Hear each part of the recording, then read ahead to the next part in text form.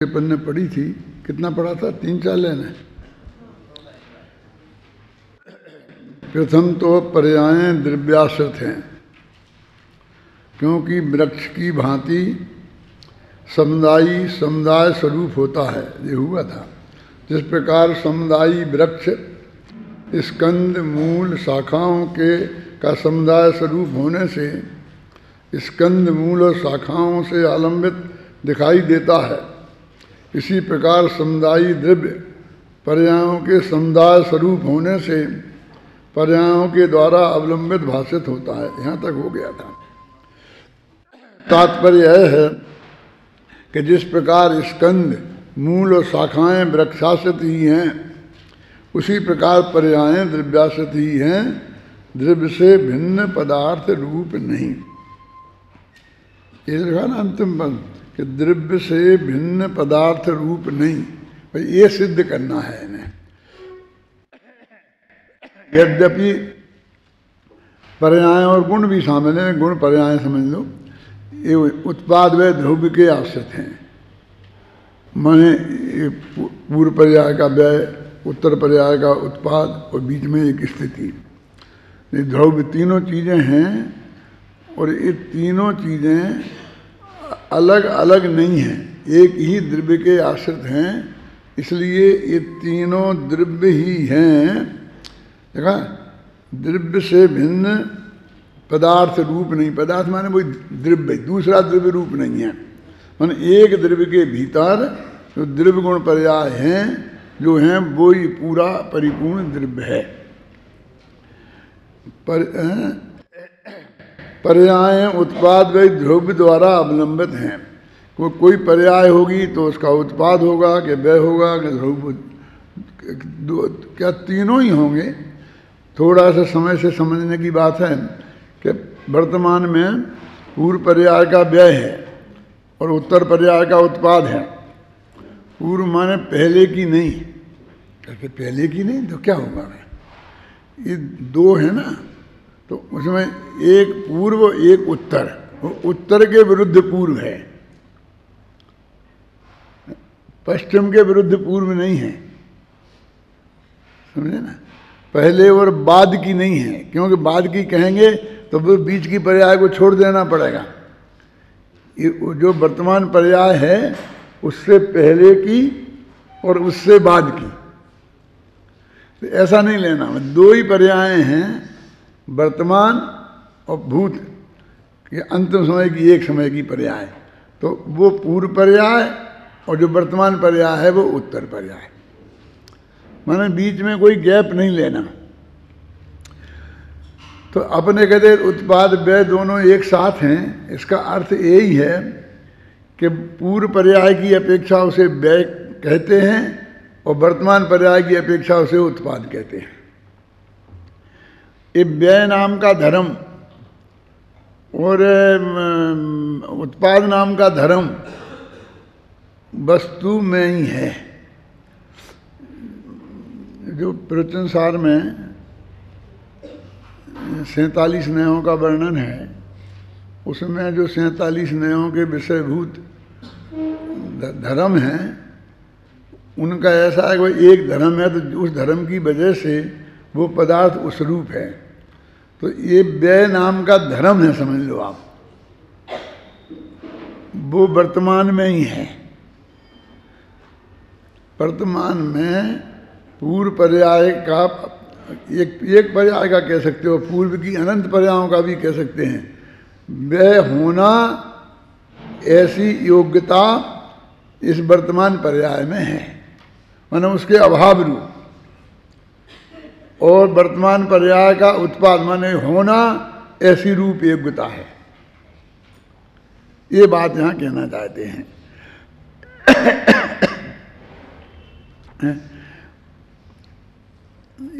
माने वो तो ऐसे उत्पाद और व्यय ध्रुव, वे तीनों एक द्रव्य में एक साथ घटेंगे और वो एक द्रव्य से दूसरे द्रव्य का इसका कोई संबंध नहीं है, उनमें हम घटित नहीं कर सकते हैं।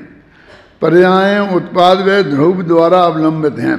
कोई भी पर्याय होगी तो उसमें उत्पाद व्यय और ध्रुव। अभी एक पर्याय पर लगाना है हमें। उत्पाद व ध्रुव तीनों एक पर्याय पर लगे। अभी अपने द्रव्य पर लगाए ना कि वर्तमान में द्रव्य में पूर्व पर्याय का व्यय रूप है और वर्तमान पर्याय का उत्पाद रूप है। अब ऐसा लगाएंगे तो हम ये कहें ये हमारी जो एक पर्याय है जो ये पहले थी उसके अभाव रूप है, अपनी ही पर्याय है और वर्तमान तो है ही। और जो ध्रुवपना है ना, ध्रुवपना क्या है? जो अनंत पर्यायों को आपस में जोड़ता है। हमारी वो वर्तमान पर्याय भी पूर्व की पर्याय से अखंड रूप से जुड़ी हुई है, ख्याल में है ना। अर्थात उत्पाद व ध्रुव्य पर्यायाश्रित हैं, क्योंकि उत्पाद व ध्रुव्य बीज अंकुर और वृक्षत्व की भांति अंशों के धर्म हैं।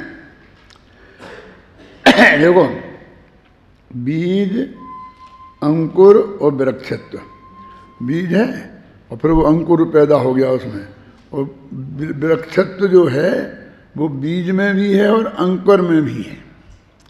अब ये अपन थोड़ी ऐसा समझते हैं, अपन को तो वृक्ष जो सामने दिख रहा है ना वो खड़ा, और वो वृक्ष लगता है हैं? अब जो जमीन में दबा हुआ पड़ा है बीज, जो अगले समय में अंकुर के रूप में उत्पन्न होगा, तो वो भी वृक्ष ही है, वृक्ष का अंश है तो वृक्ष है, ऐसा यहाँ बता रहे हैं। बीज अंकुर, और बीज और अंकुर दोनों में रहने वाला वृक्षत्व, उसकी भांति वे अंशों के धर्म हैं। मतलब उत्पाद होगा तो उस अंश का होगा, व्यय होगा तो उस अंश का होगा, ध्रुवता आएगी तो उस अंश की पकड़ना, माने द्रव्य की नहीं पकड़ना। क्या बात है, गला गड़बड़ कर रहा।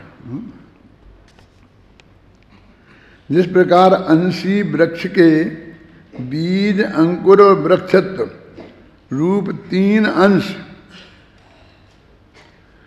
व्यय उत्पाद और ध्रुव्य रूप निज धर्मों से आलंबित एक साथ ही दिखाई देते हैं, उसी प्रकार अंशी द्रव्य के नष्ट होता हुआ भाव, उत्पन्न होता हुआ भाव और अवस्थित रहने वाला भाव, ये तीनों अंश व्यय उत्पाद और ध्रुव्य स्वरूप निज धर्मों के द्वारा आलंबित एक साथ ही दिखाई देते हैं।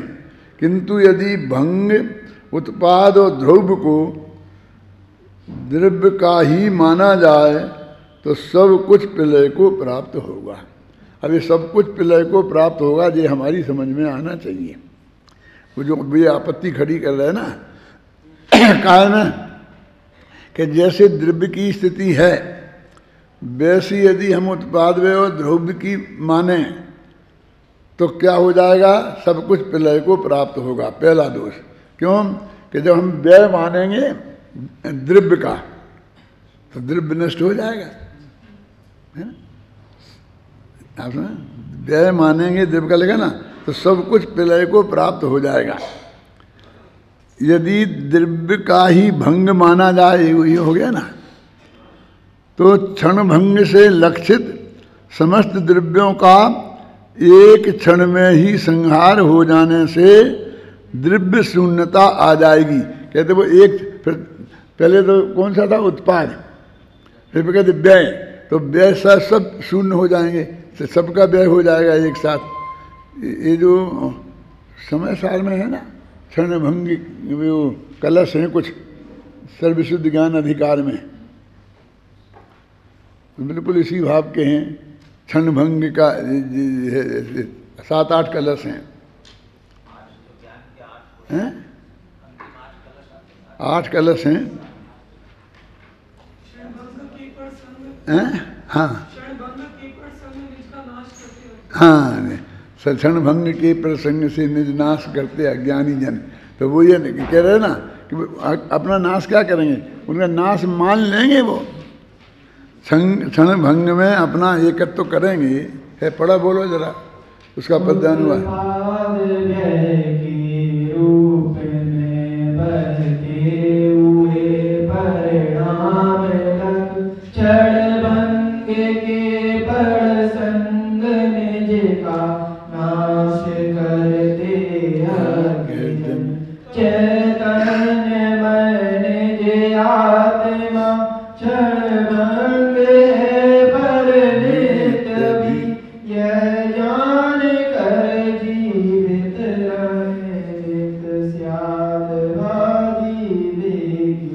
8 छंद हैं ये, 8 एकांतों का निषेध करने वाले, उसी टाइप की विषय वस्तु है ये यहाँ कि किंतु यदि भंग उत्पाद और द्रव्य, ये 3 हैं। अभी ऊपर क्या कहा है, पर्याय के हैं।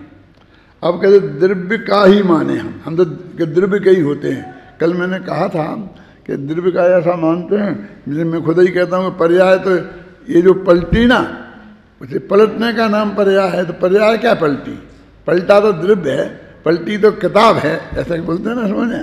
तो वो यहाँ दूसरा उसके विरुद्ध प्रकरण है। वो कह रहे हैं कि यदि पर्याय का व्यय होता है और द्रव्य का ही व्यय माना जाए तो फिर खत्म हो जाएगा काम। माना जाए द्रव्य का ही माना जाए तो सब कुछ प्रलय को प्राप्त होगा। मैं तेरी मान्यता में कोई भी चीज़ नहीं बचेगी, ऐसी परिस्थिति पैदा होगी। यदि द्रव्य का ही भंग माना जाए, वो तो द्रव्य का उत्पाद माना जाएगा तो ये पोजीशन होगी। अब द्रव्य का भंग माना जाएगा तो क्षण भंग से लक्षित समस्त द्रव्य, क्या कह रहे हैं कि वो द्रव्य का क्षण माना जाएगा व्यय, तो क्षण में भंग हो जाना ये हुआ लक्षण, और उससे लक्षित हो गया द्रव्य। द्रव्य की पहचान क्या हो गई कि क्षण में नष्ट होना। तो कहते हैं समस्त द्रव्यों का एक क्षण में ही संहार हो जाने से द्रव्य शून्यता आ जाएगी। एक ही द्रव्य नष्ट थोड़ी होगा, क्योंकि उत्पाद व ध्रुव तो सत्य का स्वरूप है, और सत्य तो सारे द्रव्यों में एक ही सत्य महासत्ता रूप, अथवा सत्य का उच्छेद हो जाएगा। यदि द्रव्य का ही उत्पाद माना जाए तो समय समय पर होने वाले उत्पाद के द्वारा चिन्हित द्रव्यों को, माने बार बार लिखा ना चिन्ह, माने जब ये लक्षण माना जाएगा तो उसका चिन्ह हो गया ना, ये इससे हम पहचान रहे उसे, है ना। तो द्रव्यों को प्रत्येक को अनंतता आ जाएगी, प्रत्येक द्रव्य अनंत हो जाएगा। द्रव्य स्वभाव से तो अनंत है ही ना, लेकिन वो पर्याय से भी अनंत हो जाएगा। यदि द्रव्य का ही द्रव्यत्व माना जाए तो क्रमशः होने वाले भावों का अभाव के कारण द्रव्य का अभाव हो जाएगा अथवा क्षणिकपना होगा। इसलिए यही ठीक है कि उत्पाद व्यय और द्रव्य पर्याय के आश्रय से हैं और पर्याय द्रव्य के आश्रय हैं, इसलिए वे सब द्रव्य ही हैं, द्रव्यांतर नहीं। ये निष्कर्ष की लाइन है। विद्यार्थियों को तो पूरे तर्क और वो सब बात समझ में आने चाहिए और याद भी होना चाहिए। बाकी के जो मोक्षु भाई हैं उनको यदि इतनी समझ में आ जाए कि उत्पाद व द्रव्य पर्यायों के होते हैं, द्रव्य के नहीं। अब वे द्रव्य के क्यों कहलाते हैं? क्योंकि पर्यायें द्रव्य की हैं। जैसे अपन कहेंगे देखो हम ये आपको नहीं देंगे, हम आपके बेटे को देंगे, है ना। कुछ लोग होते हैं ना ऐसे कि भाई हम आपको नहीं देंगे, लेकिन ये बच्चा है ना, इसके हम नाम पर अपना ये मकान करते हैं, हम ये देंगे इसको। तो वो कहता है ठीक है बच्चे को दे, हमें दो। हुआ तो हमारे ही पास आया ना। वो यही कहता है ना कि तुमने ऐसा देने से क्या तुमको ये बात है, हमको कोई ऐतराज नहीं है। और वो ये भी कहता था कि नहीं साहब ये बात आपकी अच्छी नहीं है। क्या अगर हमें दोगे ना तो भी बच्चे ही के पास तो जाना है, उसी के पास तो पहुँचेगा कि नहीं साहब हम तो बच्चे को ही देना चाहते हैं। क्यों? तुम गड़बड़ नहीं कर सकते उसमें।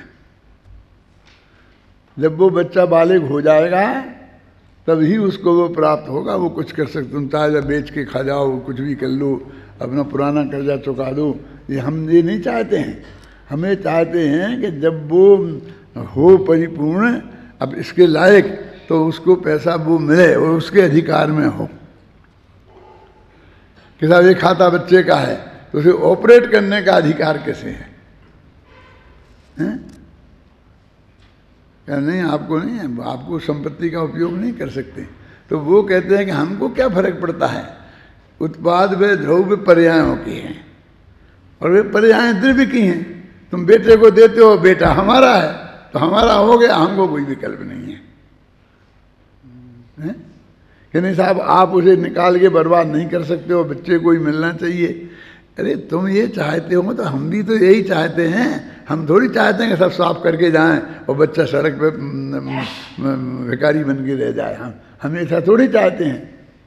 वो किसी भी रूप में जाएगा, जाना उसके पास है। इसलिए वो कहते हैं कि इससे घबराओ मत कि हम कह रहे कि उत्पाद व द्रव्य द्रव्य के लक्ष्य से नहीं होते हैं, पर्याय के लक्ष्य से होते हैं। तो द्रव्य में उत्पाद व द्रव्य नहीं रहेंगे, क्योंकि पर्याय द्रव्य की हैं, इसलिए उसमें उत्पाद व द्रव्य भी रहेंगे। हाँ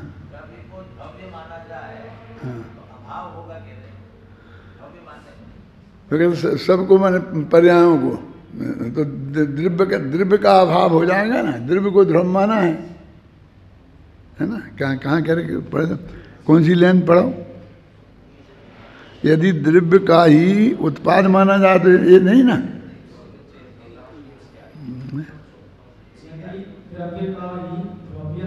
ध्रुव्यत्व माना जाए तो क्रमशः होने वाले भावों का अभाव हो जाएगा, क्योंकि ध्रुव तो क्रमशः नहीं हो रहा है ना, वो तो हमेशा ही है ना।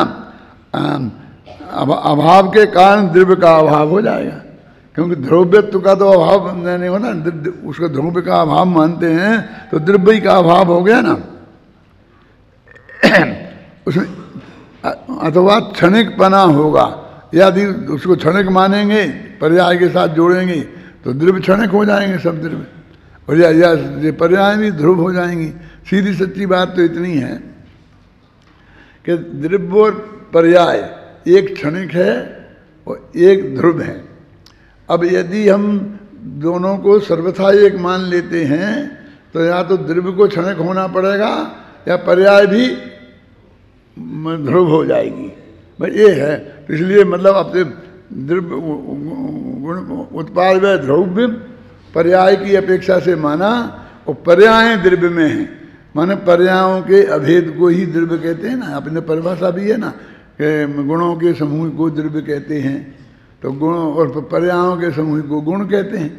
तो गुण जो ज्ञान गुण है वो जानने का काम करता है, तो अनादिकाल से लेकर अनंत काल तक जो उसकी पर्याय हैं वे उस गुण के अतिरिक्त और क्या हैं, और उन पर्यायों के अतिरिक्त वो गुण और क्या है ना। तो एक ही बात हो जाएगी। तत्व दीपिका प्रदीपिका टीका के भाव को पंडित हेमराज जी द्वारा भावार्थ के रूप में इस प्रकार व्यवस्थित किया गया है। ये पंडित हेमराज जी कहाँ से आ गए? हमेशा तो अपन समय सार पढ़ते थे ना, तो पंडित राजमल जी आते थे, पंडित जी जयचंद जी छावड़ा आते थे। तो ये आप समझ लो कि अमृतचंद्राचार्य की जो टीका है तत्व प्रदीप का, उसका जो हिंदी अनुवाद है वो पांडे हेमराज जी ने किया है। ये पांडे शब्द जो है वो सिर्फ पंडित के लिए ही प्रयोग होता था। माने हम ऐसा नहीं समझे पांडे कोई अलग होते होंगे, और हिंदुओं में भी होते थे। ब्राह्मणों में हमारे साथ एक 2-3 अध्यापक थे तो वे पांडे कहलाते थे। पांडे माने पंडित जी। क्या कहाँ पढ़ रहे थे अपन? पांडे पंडित हेमराज जी लिखा है। पंडित पांडे हेमराज जी भी बोलते हैं इनको टीकाकार के लिए, इसलिए पंडित हेमराज जी लिखा है। तो जैसे जे पांडे राजमल जी है ना कलश टीकाकार, ऐसे ही जे पांडे जी थे। बीज अंकुर और वृक्षत्व ये वृक्ष के अंश हैं। बीज भी वृक्ष का अंश है, अंकुर भी वृक्ष का अंश है, और वृक्षत्व उन दोनों में रहने वाला जो वृक्षत्व है वो भी वृक्ष का अंश है। अभी आगे तो वो बीज अंकुर तक ले गए ना, अभी तो शाखाएं तना वहाँ तक जाएगा वृक्षत्व तो। लेकिन इनको तो यहाँ 2 ही पकड़ने थे ना, एक का व्यय और एक का उत्पाद। तो बीज के बाद तो उत्पाद अंकुर का ही होता है, डालियों का थोड़ी हो जाता है ना। बीज का नाश अंकुर का उत्पाद और वृक्षत्व का द्रव्य तीनों एक साथ ही होते हैं।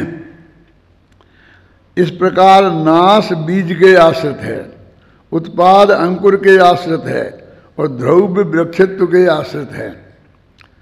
नाश, उत्पाद और द्रव्य बीज, अंकुर और वृक्षत्व से भिन्न पदार्थ रूप नहीं है तथा बीज, अंकुर और वृक्षत्व भी वृक्ष से भिन्न पदार्थ रूप नहीं है, इसलिए यह सब एक वृक्ष ही है।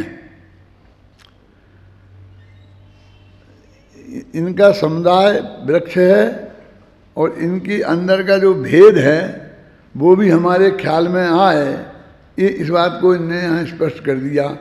एक ही बात को 3 बार दोहराया है। देखो, बीज, पहले तो कहा बीज, अंकुर और वृक्षत्व ये वृक्ष के अंश हैं। अब इसी को फिर कहेगा बीज का नाश और अंकुर का नाश, उत्पाद और वृक्षत्व का द्रव्य, ये तीनों एक साथ ही होते हैं। मैंने उत्पाद व ध्रुव तीनों एक साथ हो गए ना, तो वहाँ यहाँ बीज का नाश हो रहा है, अंकुर का उत्पाद हो रहा है और वृक्षत्व बीज में भी विद्यमान है और इसमें भी विद्यमान रहेगा। नाश, उत्पाद और द्रव्य बीज, अंकुर और वृक्षत्व से भिन्न पदार्थ रूप नहीं है। ऐसा नहीं है कि बीज, अंकुर और वृक्ष से नाश, उत्पाद और द्रव्य अलग हों, वे इन्हीं के तो हैं। बीज का नाश, अंकुर का उत्पाद और वृक्षत्व का द्रव्य। वृक्षत्व से भिन्न पदार्थ रूप नहीं है तथा बीज, अंकुर और वृक्षत्व भी वृक्ष से भिन्न पदार्थ रूप नहीं है, इसलिए यह सब एक वृक्ष ही है। अब जैसे एक वृक्ष ही है घटित किया ना, तो नीचे करें एक द्रव्य ही है, ऐसा घटित करेंगे।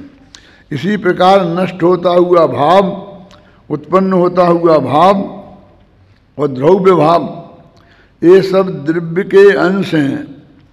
नष्ट होते हुए भाव का नाश, उत्पन्न होते हुए भाव का उत्पाद और स्थायी भाव का द्रव्य एक साथ हैं। इस प्रकार नाश नष्ट होते हुए भाव के आश्रित है, उत्पाद उत्पन्न होते हुए भाव के आश्रित है और द्रव्य स्थायी भाव के आश्रित है। मैंने बिल्कुल जैसा वृक्ष पर, अंकुर पर घटित किया था ना, वैसा यहाँ द्रव्य पर घटित किया है। नाश, उत्पाद और द्रव्य उन भावों से भिन्न पदार्थ रूप नहीं है और वे भाव भी द्रव्य से भिन्न पदार्थ रूप नहीं है, इसलिए यह सब एक द्रव्य ही है। ये गाथा की में भी यही शब्दों का प्रयोग है कि ये सब एक द्रव्य रूप ही हैं। उत्पाद व ध्रुवत्व का एकत्व आचार्य अमृतचंद्र ने उक्त टीका में बीज, अंकुर और वृक्षत्व के उदाहरण से समझाया है, किंतु आचार्य जयसेन तात्पर्यवृत्ति टीका में स्वसंवेदन ज्ञान के उत्पाद, अज्ञान पर्याय के व्यय और दोनों के आधारभूत आत्मद्रव्यत्व की स्थिति पर घटित करके समझाते हैं और अंत में यह कहते हैं कि अन्वय द्रव्यार्थिक नय से ये सभी द्रव्य हैं। इस प्रकार ये नामोल्लेख पूर्वक नय का उल्लेख भी कर देते हैं। अन्वय द्रव्यार्थिक नय जो 10 प्रकार के द्रव्यार्थिक नय है ना, उसमें है शायद 7वां है ना, क्योंकि 3 सापेक्ष, 3 निरपेक्ष, उत्पाद व्यय सापेक्ष, कर्मोत्पादी सापेक्ष और भेद कल्पना सापेक्ष और उत्पाद व्यय सापेक्ष, ये 3 अशुद्ध और 3 शुद्ध, 6 और फिर 7वां अन्वय द्रव्यार्थिक और 8वां पर द्रव्यादि ग्राहक और एक ग्राहक और फिर परम भाव ग्राही द्रव्यार्थिक। तो अन्वय द्रव्यार्थिक क्या है? तो अन्वय द्रव्यार्थिक के जो उस वस्तु में निरंतरता को बताए, है इसको बताए, वो अन्वय है। तो वो योग ये कहते हैं कि ये यहाँ अन्वय द्रव्यार्थिक की बात कर रहे हैं। द्रव्य भी है, गुण भी है, पर्याय भी है, उत्पाद भी है, व्यय भी है, द्रव्य भी है। तो ऐसा अन्वय, ये अन्वय इनमें मौजूद है, इसलिए ये अन्वय द्रव्यार्थिक न्याय का विषय है। इस प्रकार इस गाथा में यही कहा गया है कि उत्पाद, व्यय और द्रव्य पर्यायों के ही होते हैं, द्रव्य के नहीं। क्योंकि द्रव्य तो अनादि अनंत ध्रुव पदार्थ है, उसका उत्पाद और नाश कैसे संभव है? हाँ, यह बात अवश्य है कि उत्पाद आदि की आधारभूत पर्यायें द्रव्य की ही हैं, इस कारण वे सब द्रव्य ही हैं। पर हम द्रव्य का उत्पाद व्यय नाश कह सकते हैं किस अपेक्षा से कि उनकी पर्यायों के जो उत्पाद व्यय द्रव्य होते हैं और वे पर्यायें द्रव्य की ही हैं, यानी उनका अस्तित्व और द्रव्य का अस्तित्व अलग अलग नहीं है। अलग अलग नहीं है माने उनके प्रदेश अलग अलग नहीं है। जब अस्तित्व को अलग अलग कहते हैं तो वहाँ प्रदेश भेद होता है मतलब, और जहाँ अस्तित्व को एक ही कहते हैं तो वहाँ प्रदेश भेद नहीं होता है। ये मुख्य बात है। भेद विज्ञान की दृष्टि से समय सार में, खासकर संवर अधिकार में 181, 82, 83 गाथाओं में राग, अपने राग से और आत्मा के प्रदेश भेद का कथन है। अब राग से आत्मा के प्रदेश भेद तो हो ही नहीं सकते हैं इस नियम से, जो नियम अपन इस प्रवचन सार में पढ़ रहे हैं यहाँ। लेकिन उन्हें भेद विज्ञान कराना है। क्यों कराना है? क्योंकि राग का नाश होना है और आत्मा को कायम रखना है।